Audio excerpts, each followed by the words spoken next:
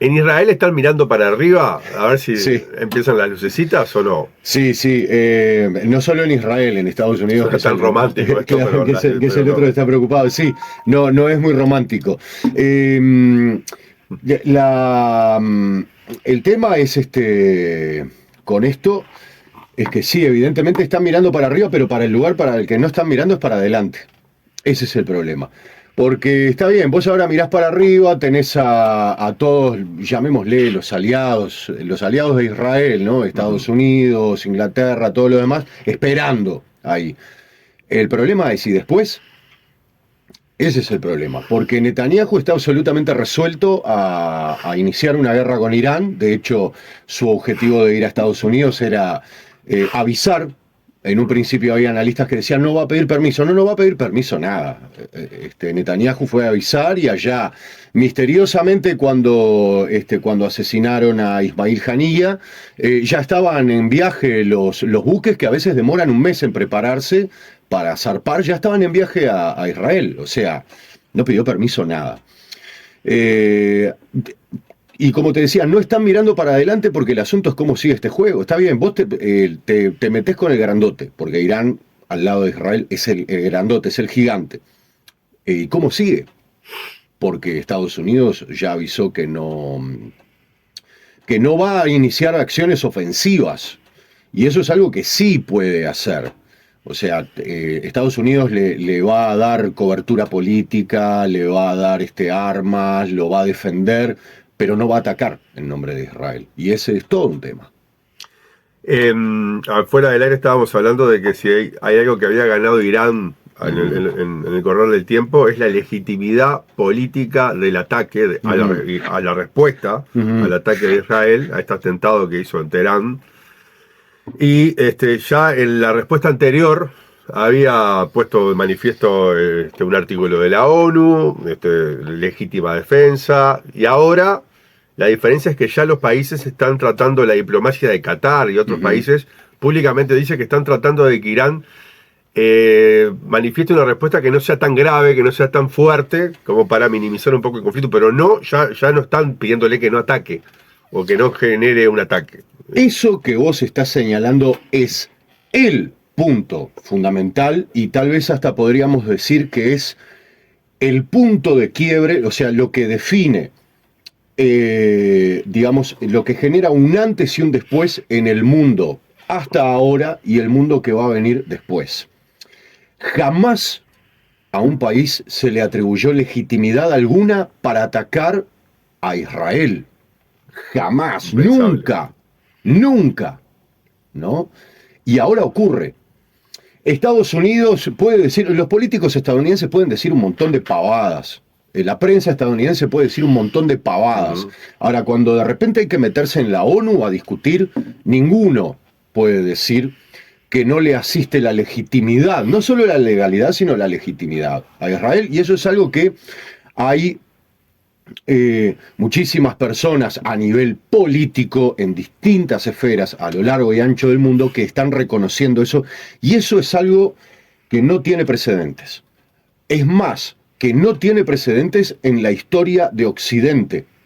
Porque acá no se trata solamente de que es un Estado que ataca a Israel, que ahora gana la legitimidad como para defenderse, ¿no? Esto el derecho a defenderse contra Israel, sino contra una nación occidental. Porque si bien Israel está en Medio Oriente, culturalmente no está en Medio Oriente, que esa es de las tantas cosas irónicas acerca de Israel, ¿no? Está en un lugar donde en verdad no le interesa estar culturalmente.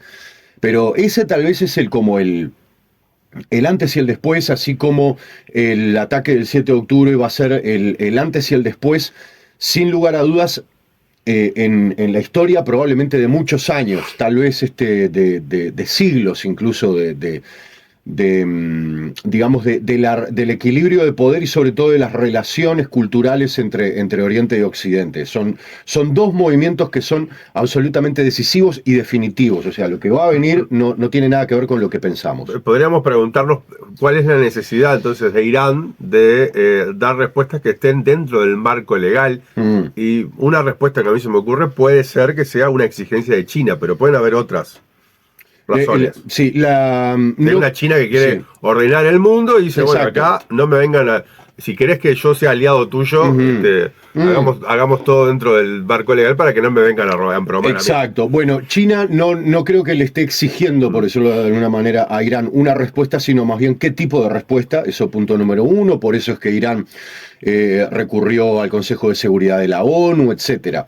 Los que hay... El tema es así, Irán necesita responder por motivos internos, porque la población iraní tampoco se va a quedar de brazos cruzados esperando a que ocurra otro disparate. Esto lo viene soportando desde hace muchísimo tiempo. Pero el otro tema también es el Estado iraní necesita de alguna manera frenar, ¿no? Esto que pasó con Ismail Haniyeh en territorio iraní tiene un correlato con lo que había pasado en el consulado en Damasco, que es un ataque a la soberanía iraní, pero a su vez tenía que ver con el asesinato de Qasem Soleimani por parte del gobierno estadounidense de la administración Donald Trump, y todo un largo historial de asesinatos que Irán viene sufriendo, que son por supuesto una violación de su soberanía en su propio suelo. De alguna manera llegó el momento en el cual Irán entiende que tiene que frenar esto y le tocó, digamos, a Israel, que es el principal impulsor de todo esto, el enfrentar las consecuencias. No hay una posibilidad en la cual Irán no responda, y lo va a hacer de forma, por decirlo así, oficial. Es decir, acá no va a haber atentados ni nada, va a haber acciones directas con nombre y apellido, que es el Estado de Irán. Como pasó la vez anterior. Exactamente. Y bueno, yo creo que de la vez anterior, nosotros viste que solemos decir que no hay sorpresas, que lo único que hay que hacer es mirar lo que pasó para saber lo que va a venir, porque sinceramente, en el mundo político, o sea, lugares donde es difícil cambiar, por decirlo así, la pisada, cambiar de estrategia, en el ámbito cultural, en el ámbito político, es decir, en la cultura organizativa de los países, en la cultura, en la forma en la que viven, en la forma en que se gestionan políticamente, no hay mucha posibilidad de inventar nada, ¿no? O sea, al revés, uno tiene un marco muy rígido al cual tiene que ceñirse. Acá no va a pasar algo muy distinto. Y creo que lo que pasó el 13 de abril de alguna manera nos indica lo que va a pasar, que es lo que están esperando, y creo que es lo que va a seguir pasando, de parte de uno y de otro, ¿no? Pensándolo en términos de jugada de ajedrez, Israel va a intentar hacer movimientos rápidos para lograr el jaque mate con pocas movidas, e Irán se va a concentrar más en eliminar las piezas estratégicas de Israel para dejar solo en el tablero al rey, que es Netanyahu, puesto, digamos, de forma breve y casi lúdica. Después, ¿cómo se ve eso en el terreno? Primero que nada, vamos a pensar un poco en cuáles son los objetivos, qué es ganar para un bando y para otro. Vamos a pensar primero en los objetivos de Netanyahu. Los objetivos de Israel son otra cosa, y lamentablemente no vemos ahora una posibilidad en la cual Israel, como colectivo, porque no existe hoy por hoy lo que podemos llamar un colectivo de Israel, esté pensando en. Entonces, el que está pensando en concreto en cómo seguir esto es Netanyahu, ¿no? Claramente su primer objetivo es encubrir el exterminio en Gaza. Ya lo aclaramos la otra vez, los números son más que elocuentes.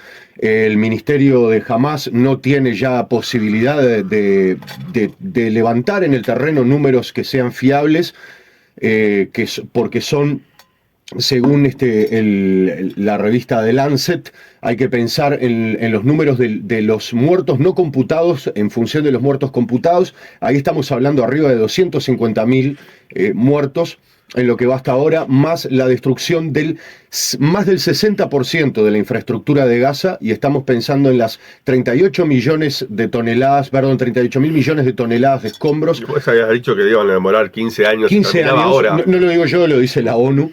Y después están todos los heridos, los traumados, los choqueados. Heridos, enfermos no asistidos, la epidemia de hepatitis, la epidemia de polio. Es un exterminio, o sea, incluso si se detiene hoy y Israel no va a permitir que ingresen los recursos suficientes como para poder contrarrestar esto, y aún así No, realmente no hay forma de detenerlo. Vamos hacia el exterminio de Gaza, hacia el exterminio de la población de Gaza y hacia el exterminio de Gaza como ciudad. O sea, no hay duda de eso, y Netanyahu necesita darle cobertura. La mejor forma de darle una cobertura es una guerra. Entonces, ese es el primer objetivo de Netanyahu. Después, por supuesto, para eso necesita que la guerra sea regional, y el problema es que hasta ahora solamente está reaccionando Irán. Ahora, si Irán reacciona y hay un daño mayor a Irán, el resto de los países de la región no van a tener más remedio que reaccionar, y ya están dando señales al respecto. Turquía y Egipto. Egipto no habla sobre el tema. El Sisi tiene demasiados problemas como para abrir la boca, pero Erdogan ubicó una figura diferente en este juego estratégico, sacó a su alfil y lo puso a jugar, que es el ministro de Relaciones Exteriores turco, que dijo que efectivamente Turquía tiene que pasar a tomar una respuesta si esto se sigue expandiendo.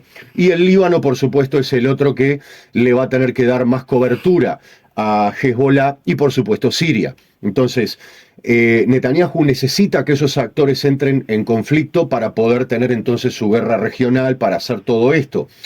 Eso, además, su idea es que de alguna manera lo resuelva Estados Unidos, ¿no? Que Estados Unidos, con su poder militar aéreo, resuelva todos estos problemas, que claramente no se pueden resolver de forma aérea, pero a Netanyahu nada le importa. O sea, realmente no es algo que le interese. A él lo que le interesa es tener el conflicto regional que dure la suficiente cantidad de tiempo como para que, que Dios provea. Simple y sencillamente, esos son sus objetivos. Que la cosa dure, nada más. Para poder darle cobertura al exterminio y para poder seguir en el poder, nada más. Sobre eso, sí. Una duda que me surge es la siguiente. ¿Tiene un escenario Israel como proyecto de... Yo te lo había preguntado ya esto. De decir, basta, paremos el conflicto. ¿Esa estrategia no le daría más vida que esta? Sí, sin duda, pero Israel no se lo puede permitir. Pensemos en algo. ¿Por qué lo tiene en marcha atrás? ¿Por qué Israel ya no puede...? Porque se preparó para eso. Porque su sistema educativo es un sistema educativo de un estado de apartheid en el cual no puede haber conciliación con ningún árabe, no solo con los palestinos. Entonces, toda su propia interna, toda su cultura, desde su nacimiento, que es la Nakba, es decir, la expulsión de los palestinos, se preparó para estar en guerra permanente con los colonos, que es como la vanguardia. Yo otra vez te decía, caminando, es parecido a los primeros colonos de la conquista del oeste, matando pieles rojas, ¿no? No tienen tranza. Hasta que no llegaron al Pacífico, exacto. No había tranza con los pieles rojas posible. Y para los colonos, pero no solo para los colonos, para una parte importante de la población. Claro, esos son lo visible. Esos son los más extremos. Son, además, los que van abriendo camino. Cerca de 1 millón están armados y están dispuestos a utilizar esas armas. Deben tener una incidencia política muy importante. Enorme. En la coalición de Netanyahu son una parte importante, son casi la mitad de la coalición de Netanyahu. Claro, por eso es que Netanyahu responde a esos intereses. Entonces, claramente, tienen la sartén por el mango, tienen las armas, tienen la agresividad, son sumamente expresivos, por decirlo así, ¿no? Son los tipos que cuando se quiso encarcelar a los soldados israelíes por haber violado a palestinos, son los que se irrumpieron en la cárcel para protestar contra eso, son los que golpearon a militares israelíes, que es lo que hacen. Nada de lo que estamos viendo es nuevo. Todo esto viene pasando de hace muchos años. Colonos golpeando a los soldados israelíes viene pasando de hace muchos años. Vamos a entendernos. Por eso es que ya no hay vuelta atrás. Sí, mirábamos otra vez en la comunidad reactiva una encuesta de un canal televisivo israelí, donde la pregunta era si estaban de acuerdo con que estaba bien violar a los prisioneros palestinos. Violar, no era matarlos, era violarlos. Y había un porcentaje mayor al 50% a favor. Sí. Vos te extrañabas que hubiera un 43% pero en contra. Había ganado el sí a la violación. Es un dato escalofriante. Exactamente. El Canal 12 de Israel, que fue el que de alguna manera hace esa encuesta para darle cobertura política a los colonos, porque lo que primero se termina filtrando es la irrupción de los colonos en la prisión militar para protestar justamente porque se iba a encarcelar a estos militares, de los cuales 3 de ellos ya fueron absueltos.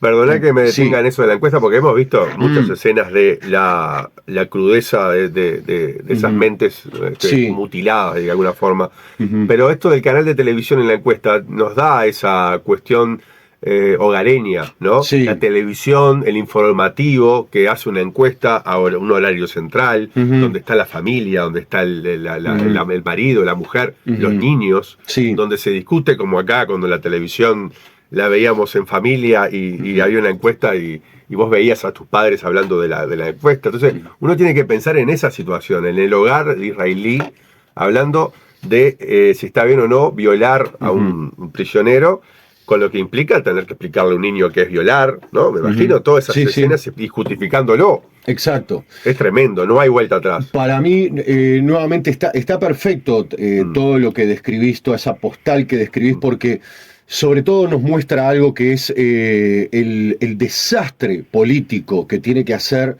Israel proyectado a nivel mundial para poder sostener la marcha de lo que está haciendo, el exterminio en Gaza y el acoso militar brutal que está haciendo ahora sobre, por supuesto, Hezbollah, o sea, sobre el Líbano, pero también sobre Irán. Entonces, la única forma en que puede sostener de alguna manera eso es a partir de este tipo de cuestiones extremadamente brutales, yo creo que sin precedentes en la historia de Occidente, en la historia de la televisión, podría decir, en la historia de la prensa, en la historia de la política.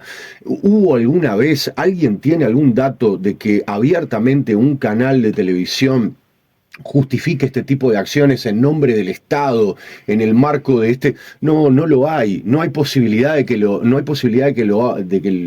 haya habido. Porque el terrorismo de Estado, yo sé, en Latinoamérica se basó en hacer todo tipo de crímenes absolutamente aberrantes, pero de ocultarlos. Exacto. Es básicamente ocultarlos. Exacto. Cuando se conoció la verdad, o cuando se va conociendo la verdad, se avanza en materia de justicia. Creo yo, ni siquiera en la Alemania del régimen nazi se debía dar de que un ministro de Economía dijera que estaba bien matar de hambre a toda una población y que el único problema era que el mundo no se los iba a permitir. O sea, eso es lo que dijo Bezalel Smotrich hace unos días en un medio de prensa israelí. O sea, espero que se entienda. Ya no hay una vuelta atrás porque la cultura general israelí va hacia ahí y no se puede permitir otra cosa. Netanyahu está haciendo lo que está haciendo porque si no, lo derrocan. Así de sencillo. Lo hemos planteado varias veces acá y espero que nuevamente se entienda como parte de una locomotora que no puede frenar, que mientras no tenga freno va a seguir, esto va a ser cada vez peor, ¿eh? Y no hay una forma en la cual Occidente pretenda detenerlo. Entonces lo que tenemos es eso. ¿Qué es lo único que a nuestro gusto lo puede detener? Nos quedan unos minutos para la estrategia de Irán. Exacto, ¿qué es eso? Y me parece que es a lo que está apostando y de alguna manera ya lo mostró el 13 de abril en el ataque masivo que hizo con drones y misiles a Israel. Y de alguna manera, nuevamente acá no hay sorpresas. ¿Por qué? Porque es, digamos, una forma en la cual Irán va a conseguir de una manera sencilla, por decirlo así, el que se terminen los ataques sobre su soberanía. No desviar la atención del exterminio y no desencadenar una respuesta de los aliados, que es tener una respuesta justa, sobre todo estratégica, que no desencadene un conflicto regional que sin lugar a dudas a Egipto y a Turquía le generaría un montón de problemas. Ahora, ¿cómo va a hacer eso? Recordemos lo que pasó en abril. Y va a ser un poco lo que ocurra ahora. O sea, sí, los israelíes van a estar mirando al cielo porque de ahí va a ser que llegue el grueso de la respuesta. Ahora, lo que nos interesó de eso es, en esa respuesta que tuvieron el 13 de abril, hubo 2 lugares donde sí llegaron los misiles balísticos, que fueron la base de Nevatim, que es una base aérea israelí, y la base Ramón, que es una base estratégica de inteligencia. Entonces, de alguna manera, Irán ya estaba indicando por dónde va a ir la cosa. Primero, esos 350 drones fueron lanzados para evaluar el nivel de respuesta de Occidente, no solamente de Israel. A Israel eso le costó $1.000 millones y a Estados Unidos y Gran Bretaña combinado les costó $2.000 millones, $3.000 millones combinados entonces para detener 350 drones y misiles. O sea que ahora probablemente sean más. Ahora, vamos a pensar en esto. ¿Cuál es el orgullo y cuál es el diferencial estratégico que tiene Israel sobre la región? El poder militar. ¿Saben cuál es el problema del poder militar? Que tiene solo 5 bases aéreas. ¿Ok? 5 bases. Donde probablemente estén concentrados los 241 cazas que tiene, de los cuales, según estuvimos viendo en la página Global Firepower, tiene 193 en uso, porque el resto está en reparación. Información actualizada 2024, quiero aclarar. ¿Ah? Una página que además le hace muchos favores al ejército israelí, porque lo pone en un lugar en el cual no merece, desde el punto de vista militar, digo, no desde el punto de vista humanitario. Son entonces 5 bases aéreas. Tiene 2 refinerías. En todo Israel hay solo 2 refinerías. Y recordemos que los drones de Hezbollah, una de las cosas que rastrearon hace poco y que de lo cual divulgaron información fue de los complejos refineros que tiene Israel. En concreto el de Haifa. ¿Ah? Tiene 2, Haifa y Ashdod. ¿Ah? Si llegan a quedar inutilizados esos 2 complejos refineros, directamente no va a haber combustible, ni para los aviones, ni para los tanques, ni para los coches diplomáticos. Van a tener que empezar a llegar los bidones de combustible, los camiones de combustible, vaya uno a saber dónde, porque no creo que Arabia Saudita le dé combustible. Entonces, ese combustible le va a ser muy caro. Y yo no sé qué tanto tiempo tenga Turquía abierta la canilla para Israel. Entonces, por ahí vemos por dónde puede llegar a ir la respuesta. Y el otro tema es, al ejército, hoy por hoy, es muy fácil pegarle. De los 1.370 tanques que tiene en stock, me refiero a los Merkava, más otros más, solamente tiene 1.096 que estaban al comienzo del conflicto en Gaza, 1.096 que estaban en posibilidad de ser usados. Bien, el informe que le entregó las Fuerzas de Defensa de Israel hace poco al Poder Judicial israelí, dicen que más de 500 de ellos están fuera de servicio por el conflicto justamente en Gaza. Son los únicos que tienen la posibilidad de entrar en Gaza porque hicieron un desastre tan grande sobre el terreno que no los vehículos acorazados que tienen, que no son tanques, que no tienen orugas o que no tienen esos sistemas, no pueden entrar. Entonces el problema es, ¿cómo van a seguir la operación en Gaza? ¿Cómo van a seguir el exterminio? ¿Cómo van a hacer en el norte con Hezbollah? Porque Hezbollah va a tirar algunos cohetes sin duda, pero después el gran poderío que tiene Hezbollah es terrestre. Y si le inutilizan la Fuerza Aérea a Israel, ¿cómo va a seguir la cosa? Porque Hezbollah podría entrar con tropas en pie, tranquilamente. Entonces, verdaderamente para mí la respuesta va a tener que ver con estos puntos que veníamos marcando, que son estratégicos, que son vitales y que pueden representar la derrota, no solamente estratégica, sino la derrota militar definitiva sobre Israel.